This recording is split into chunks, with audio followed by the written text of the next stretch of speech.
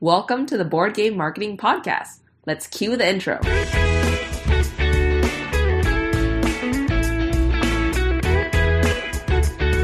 This is the #1 podcast to learn marketing strategies for your board game. Whether you're just starting on your first game or an experienced designer, you've come to the right place. My name is Na Lin, and let's talk marketing for your game.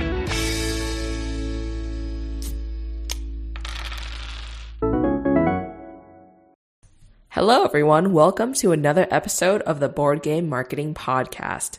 In this podcast, I interview creators who have successfully funded their ideas on Kickstarter to learn more about their journey to launch and help you formulate your own plan. I also bring on experts in the tabletop space to talk about all the facets of marketing and building your game publishing company. If you've been listening for a while now, you know that I hold nothing back. So in these episodes, be prepared to hear me ask the hard questions and really get down to the finer details. Let's get started. This week, there's something new on the podcast. We're doing a giveaway. Games has been kind enough to sponsor a giveaway for the podcast this week. So today, not only will we dive into the marketing for Stars of Akarios, a campaign that crushed it on Kickstarter and raised over 920,000 Canadian dollars from over 7,500 backers, but you'll also have a chance to win a copy of the game too. After you have listened to this episode, be sure to head to meeplemarketing.com/giveaway to find out how to enter. Hi, everyone. Welcome to the Board Game Marketing Podcast. Today, we're really lucky to have Brendan on the show, and I'm really excited for everything that he's going to be sharing with us today. So, Brendan, welcome to the show. Hey, Nolan. Thanks for having me. Great. Well, great to have you. I'd love it if you could tell us a little bit about yourself and also about the game before we get into the details today. Yeah, for sure. My name is Brendan. I work at a small board game company up here in Canada called Games. Stands for Out of My Mind Games. I just got into this full time about a year ago, coming up on it, and I've designed one game that was on Kickstarter a few years ago. Last One Standing is a little bit of a Fortnite Battle Royale knockoff. And just recently in March, launched Stars of Akarios on Kickstarter. At the time, it was called Starlight. We had to change our name due to some some stuff afterwards. But launched Stars of Akarios on Kickstarter and raised just over 920,000 on Kickstarter, which was sweet. Kind of blew away some of my expectations. But it's fun. And so now I'm just in the thick of being a game designer full time and all the fun stuff that comes with that. That's amazing. So you actually brought up a really interesting topic here that you said you started off with a name of the game Starlight, and then you had to change the name. Can you kind of talk about that a little bit more and how that affected kind of the marketing aspects of the game itself? Yeah, so I'm not super great at coming up with names all the time, and so when I kind of thought of Starlight, I was pretty thrilled. I thought I had done due diligence. But there's a video game that had Starlight in the title, and they had actually only trademarked the word Starlight. And so they exercised the right to defend their trademark and to talk to us afterwards. And instead of us engaging in any sort of legal battle, we just decided it'd be easiest just to change our name. And so that happened a couple months after the Kickstarter ended. And then we ended up changing our name to Stars of Akarios. And Akarios is the name of the galaxy that Starlight took place in. So it was pretty natural kind of shift over to that. Got it. And what did your backers say in this whole process? Must have been surprising for them. Yeah, I keyed people in when we were making the name change, like before the change was public on our Discord channel. Had a couple hundred people on our Facebook group. We kind of bounced around names of backers. And so this was actually a name that was suggested by one of our backers, which is love it enough.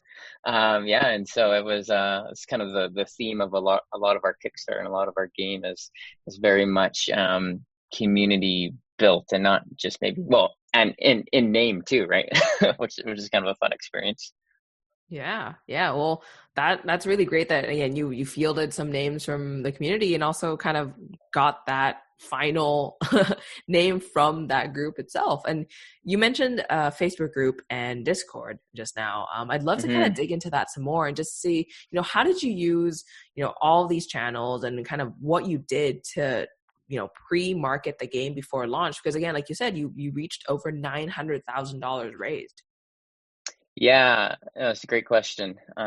So I don't know when the first blog I posted on Board Game Geek was, but I think it was early 2019. It was probably about a year from when I actually launched, and I think there's a hesitancy in a lot of designers to, um, I don't know, it's right to be cautious of our creation and our ideas. And like, okay, do we want to get it out there or whatever? Someone's going to steal it, and there's some merit to that, and I remember a couple of articles on Stonemeyer, the website there, kind of referencing this. But at the end of the day, it's like ideas are kind of like a dime a dozen. It's the execution, and it's actually like the follow through that is a reality. And so I was pretty public pretty early on. So if you go back and you read some of those design diaries on Board Game Geek, you can actually see that the game has evolved and changed quite a bit. So I was fairly open with our processes and everything. And so that was probably about a year before launch. And then come Christmas time, so last year around Christmas, 2019 Christmas, about 4 months before we launched the Kickstarter, um, well, 3 months actually, three and a bit, was when we kind of made a switch and we started going quite public with our followers and with Facebook. I made a Facebook page, Instagram, um, Discord, just kind of everything, and then started really, really pumping the marketing. And we did quite a bit of paid marketing, which we're quite happy with, to generate email lists and Facebook follows. Um, and then ultimately to kind of build up our pre-Kickstarter launch. It's kind of interesting. Now you see a lot of, on Facebook, if you see any ads that says, sign up on the Kickstarter page or whatever, to be notified upon launch. And it's a pretty big thing, but I feel like, a year and a bit ago, maybe lots of people were doing it. I didn't see it a whole lot. And so we put about half of our ad spend into just directing people to the Kickstarter draft, and then the other half to gathering emails. And so it wasn't just kind of on the ground kind of blog post and stuff. It was a lot of, we spent a decent chunk of change going into it too. So. Got it. Yeah, yeah. I'd love to dig into both of these things. Let's start off with kind of those designer diaries that you started with. A lot of Mhm. people kind of don't know how to get started and like what to write about. What kind of content were you just kind of discussing in those diaries? Yeah, I was basically just writing about what I was working on. I think uh, my first designer diary. I'm actually just I'm just Googling it right now. The first one was, what is it? uh, and I just kind of talked about what it actually was, and it was kind of fun to see people slowly kind of start following along, and I think the idea resonated with people quite a bit, right? This sci-fi dungeon crawling thing that is, has some inspiration from games like Gloomhaven and X-Wing. And for me, the reason why I sat down and started dreaming about this game and made it was because I love games like Gloomhaven, but I also love sci-fi, and I was like, why hasn't anyone like made a game like this?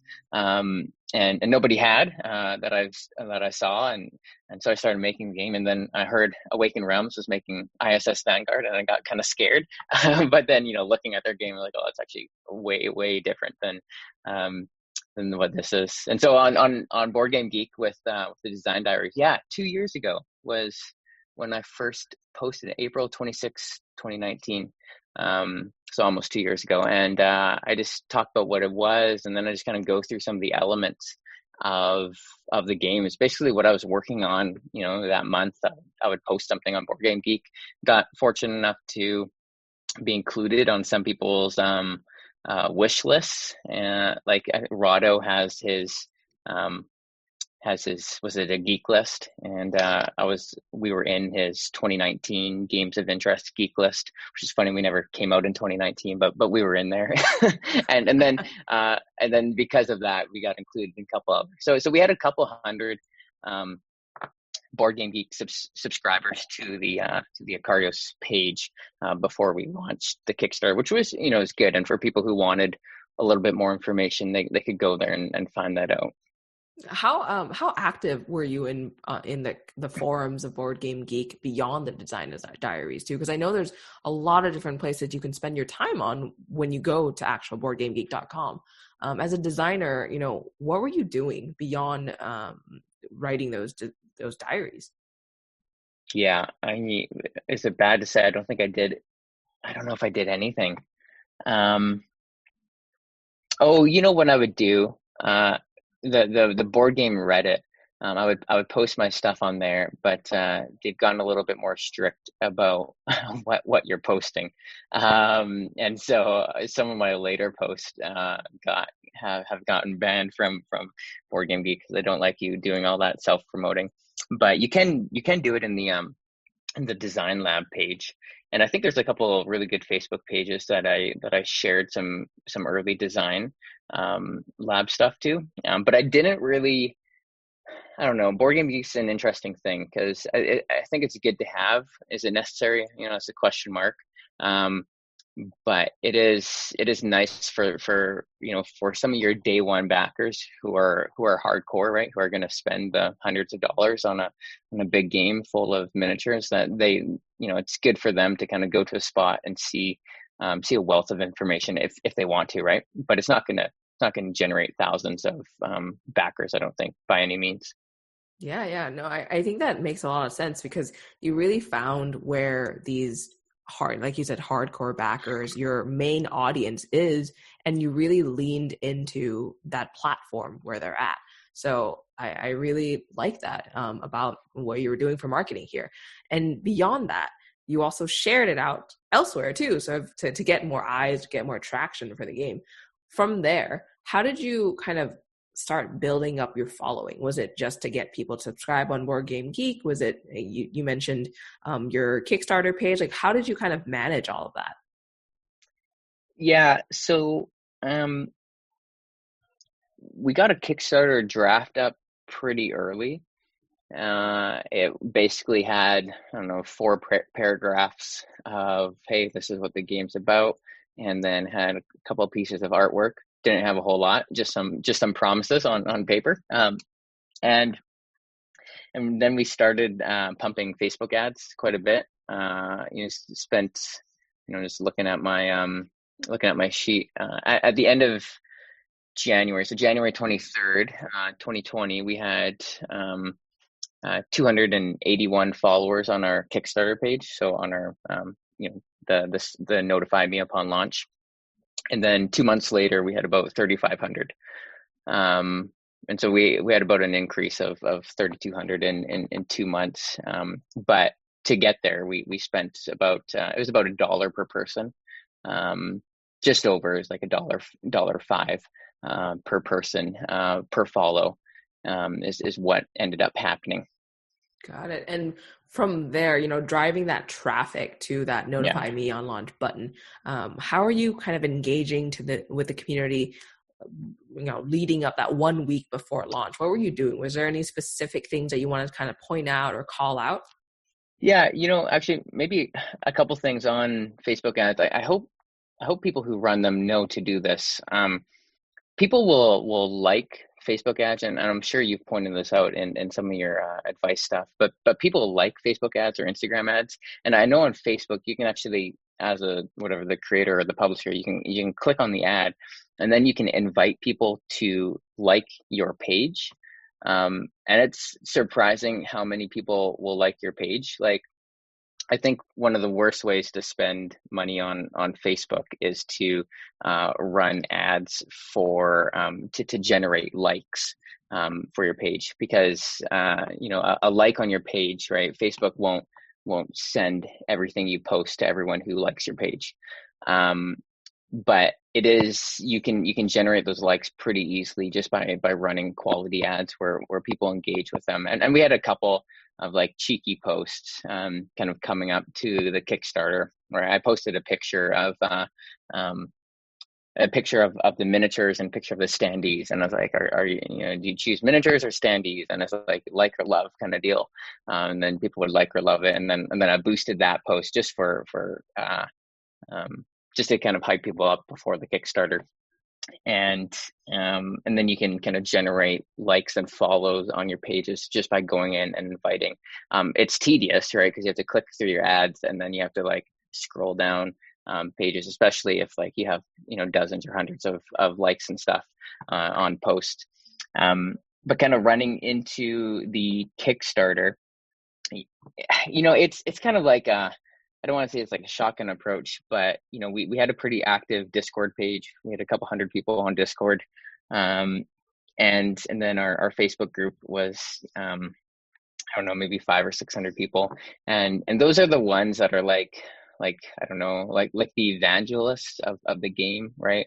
They're the ones who if you do well by them, they will speak highly of the game to their friends and to others, and they're going to show up on the first day.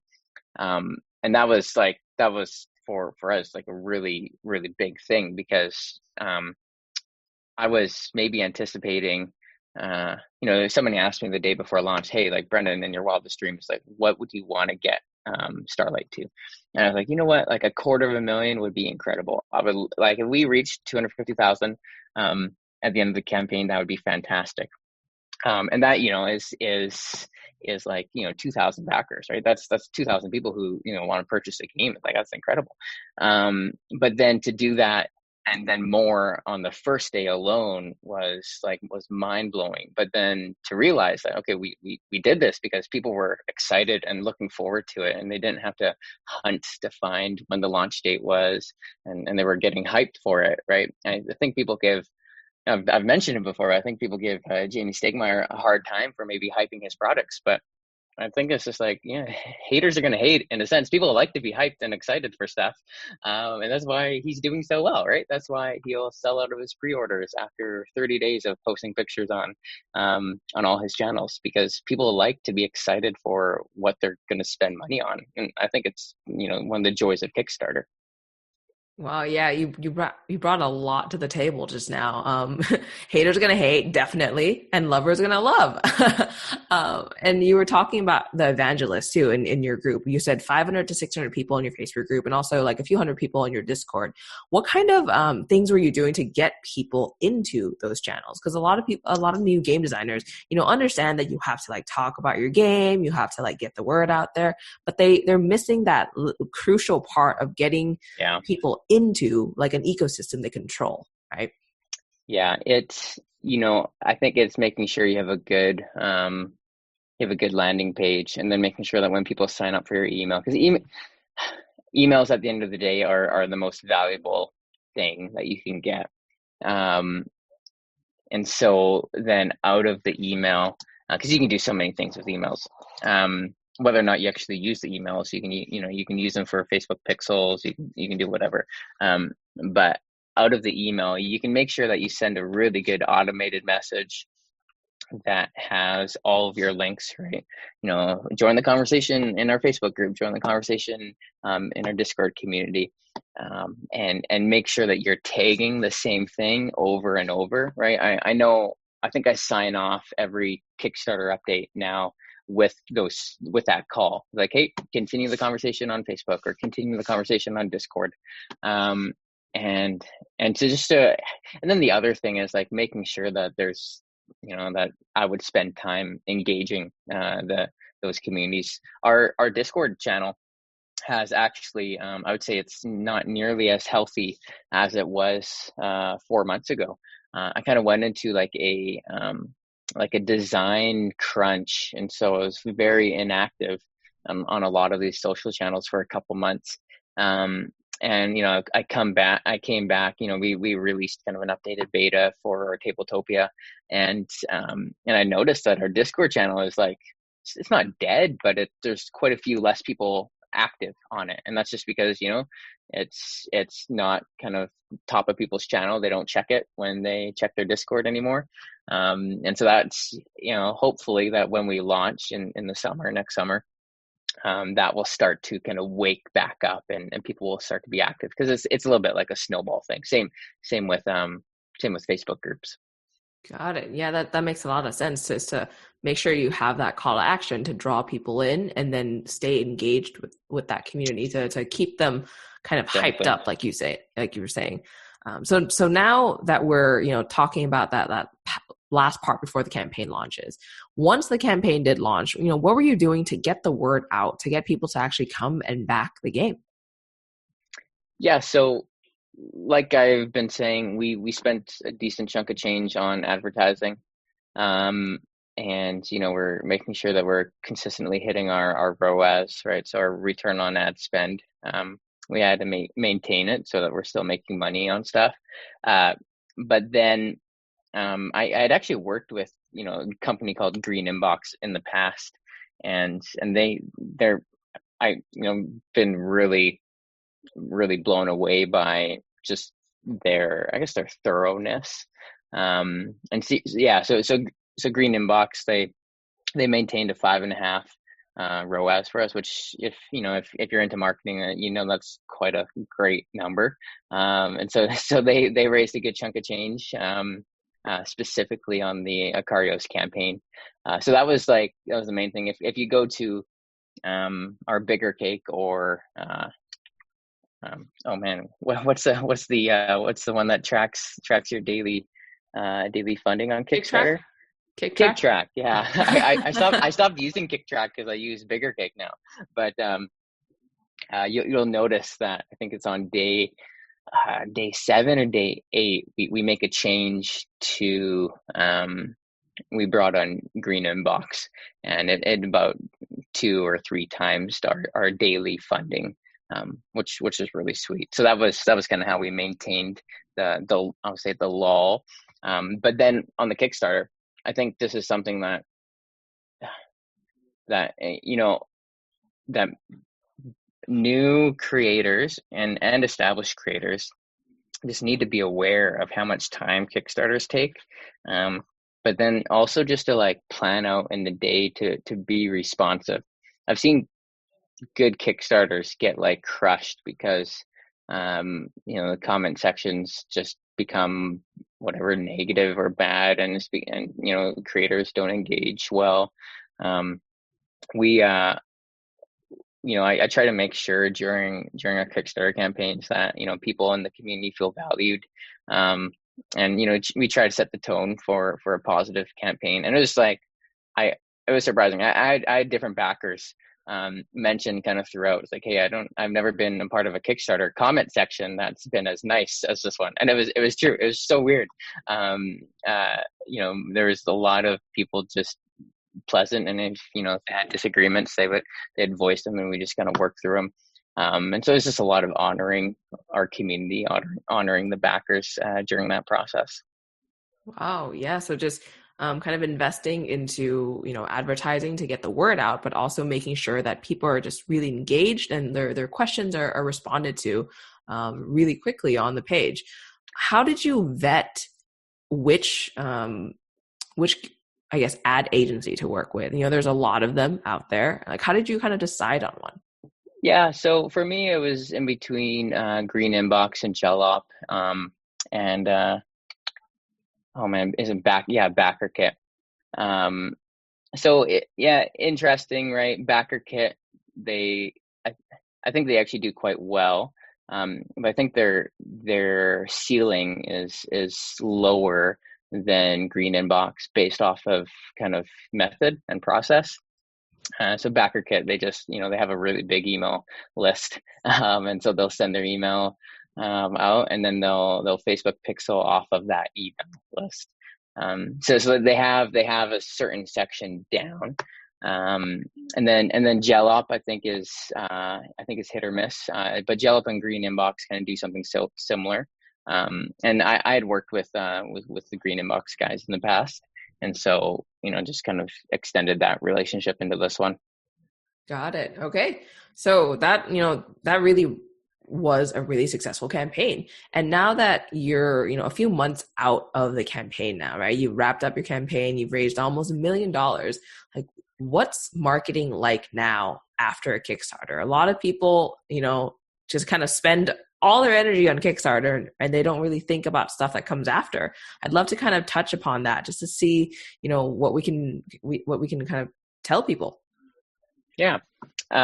So took a break from any like official marketing for a couple months after the Kickstarter. We got our late pledge going on GameFound, and that's good. So I think our funding goal right now, we're around 1.3 million, and that's kind of from extra late pledges and people upgrading their credits. One of the things we did during the campaign is, so we launched basically when COVID was hitting the world. It was a really weird time to run a Kickstarter. And then Frosthaven, they delayed a week and then launched like 2 weeks into our campaign. So we had a lot of people who were interested in backing the game, but either because of COVID or Frosthaven, they just chose to kind of follow along. So we made sure to keep our pledge open. And so we had a really long late pledge. It's until the end of December, until the end of next month. And so that's been open kind of for the past number of months, but it's really just been in November where we started to kind of kick up some advertising and doing it in a couple of ways. One, we're running some official Facebook ads, kind of getting it back out there. And it's kind of fun to have people comment. I was like, wasn't this on Kickstarter under a different name? I was like, yes, it was. Because the last time that they would have seen a Facebook ad would have been under Starlight. So we're doing that. And then also because our game has a lot of miniatures, I jumped into a bunch of 3D miniature groups on Facebook and did this print and play contest. So we have a number of factions in the game of enemy ships, and each faction has 2 or 3 ships. And so I gave away, people could sign up for the contest and they could print a faction. So print 2 or 3 ships, paint them, and then submit them. And the winner of this print and paint contest will receive a copy of the game. And so if you've scrolled through our Facebook page in the past month, you'll see some incredibly well done things, and this is like fantastic. These are people who love to 3D print stuff and also paint, and then it's fun for us, right? Because we're giving away stuff, but we're also getting cool marketing and some sweet photos and promos. That's really cool. Yeah, just to really kind of get out there and just be really visual with kind of like user generated content too, so people get more involved too. Yeah, exactly. And from here, right? One thing I forgot to ask you earlier actually was kind of what ended up being effective after the crowdfunding campaign, before we kind of dig deeper into this like post-campaign marketing stuff. What was effective? What kind of worked really well? What didn't work so well? Because I know you guys created a pretty in-depth kind of postmortem for your launch. Yeah. So are you speaking specifically about the marketing? Yep. Yeah. Trying to think what didn't work well. I guess speak really highly of Green Inbox. They did well. I'm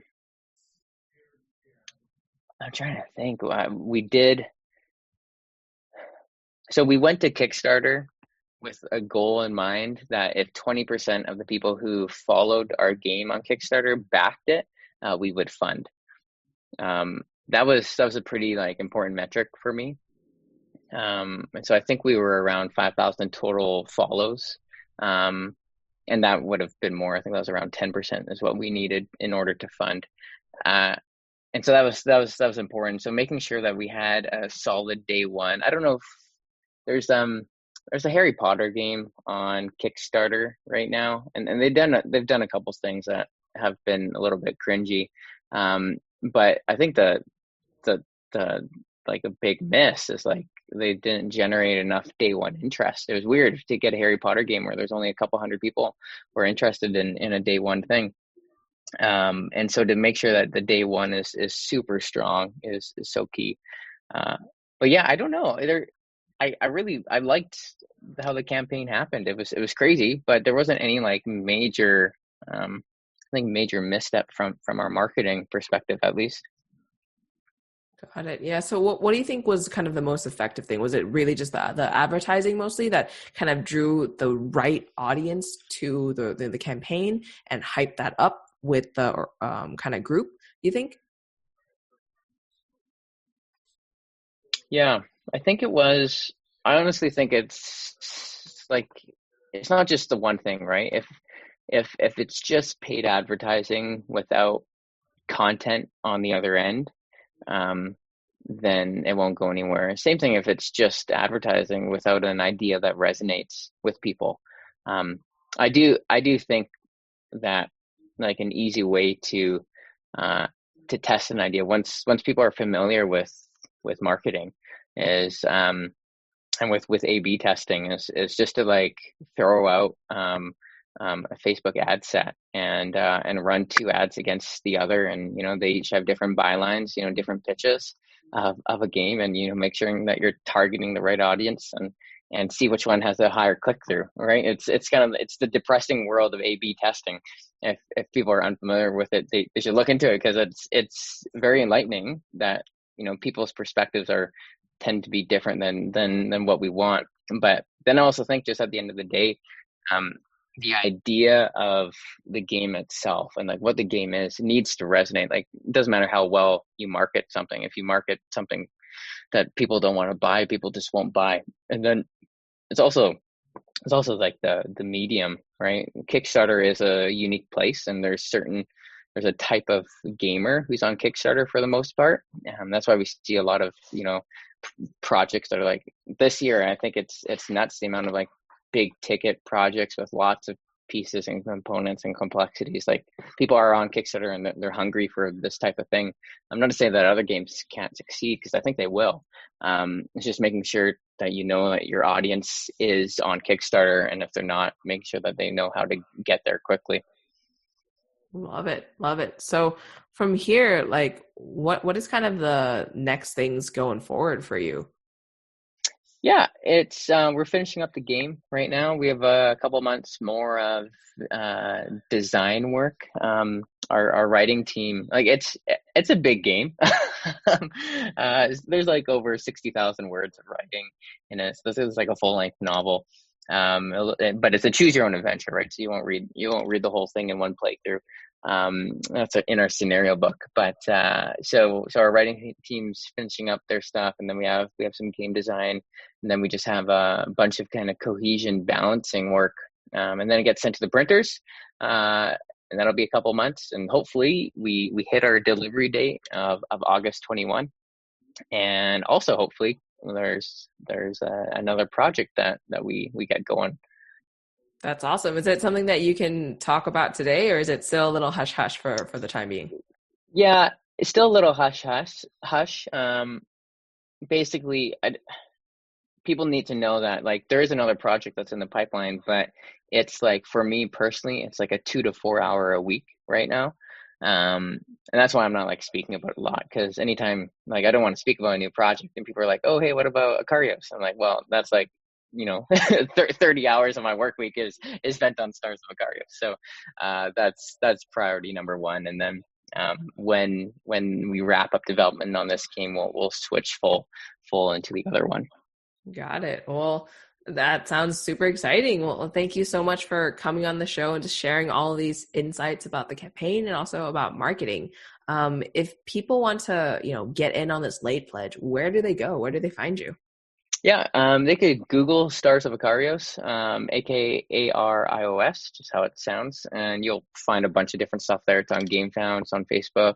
And if you have any questions for me, feel free to send me an email, Brendan, BRENDAN, at oommgames.com. Those are probably the best ways. Perfect. Thank you so much for being on the show, Brendan. Hey, no worries. Thanks for having me. And that wraps up our episode today. If you found what we talked about today helpful in any way, please be sure to leave a review to help others find this podcast. And most importantly, if you're feeling that fire and you're ready to get started on your Kickstarter campaign, be sure to head to the show notes of the podcast. I've linked some of my resources that others have used to successfully launch and get funded. Thanks for listening to this episode of the Board Game Marketing Podcast. For daily tips and advice, find us in the Board Game Marketing group on Facebook. See you next week.